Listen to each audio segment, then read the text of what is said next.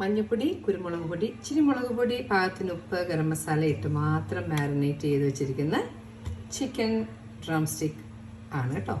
Pan എടുത്ത് വെച്ചു, നമുക്ക് എണ്ണ ഒഴിക്കാം. എണ്ണ ഒഴിച്ചു, ഇനി നമുക്ക് സവാള ഇടാം. അരിഞ്ഞ് വെച്ച് സവാള ഇട്ട് കൊടുക്കാവേ. ഇഞ്ചി ഫ്രീസറിൽ ചതച്ച് വെച്ചിരുന്ന കേട്ടോ, അതോട്ട് ഇട്ട് കൊടുക്കാം. 2 പച്ചമുളകും കൂടെ കീറിയിട്ട് കൊടുത്തിട്ടുണ്ട്. ചിക്കൻ ഇട്ട് കൊടുക്കാം. ഒരു ശകലം, ഒരു ടേബിൾ സ്പൂൺ തന്നെ ഹാഫ് ഞാൻ ഗ്രീക്ക് യോഗട്ട് എടുത്തിട്ടുണ്ട്. അതിനകത്തൊരു ശകലം ഉപ്പും നമ്മുടെ കസൂരി മേത്തി ഒന്ന് കയ്യെ വെച്ച് ചതച്ച് അതിനകത്ത് ചേർത്തിട്ടുണ്ട്. ഇത് നമുക്ക് കുറച്ച് കഴിയുമ്പോൾ ഈ ചിക്കനിലോട്ട് ആഡ് ചെയ്ത് കൊടുക്കാം. സൈഡ് തിരിച്ചിടാവേ. ഗ്രീക്ക് യോഗട്ട് ഈ വെച്ചിരുന്ന പ്ലേറ്റിൽ പാത്രമില്ലേ, അതിനകത്ത് ശകലം വെള്ളം കൂടെ ഒഴിച്ച് വെച്ച് ഇതിൻ്റെ കൂടെ ഒഴിച്ചു കൊടുത്ത് മിക്സ് ചെയ്ത് അടച്ച് വെച്ച് നമുക്ക് വേവിച്ചെടുക്കാം.